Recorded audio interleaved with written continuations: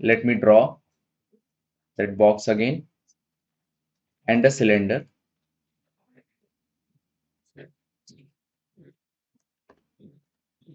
Okay.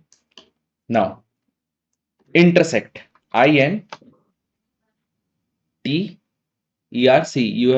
Once you type INT, you will see intersect here. Left click there. So I want the intersection of these two solid bodies. So select this and select this. Enter. So that's the common solid of those two solid.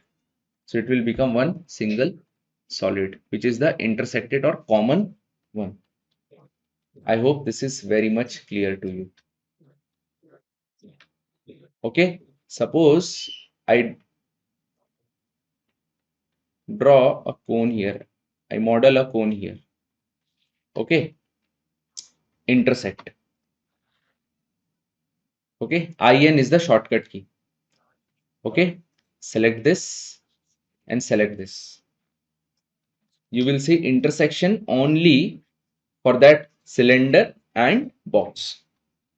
Now go to intersect again. IN is the shortcut key. IN, enter. Select this and select this cone. Enter. You will see the intersection of that cone and that particular box. So this is how it works. I hope you got my point. So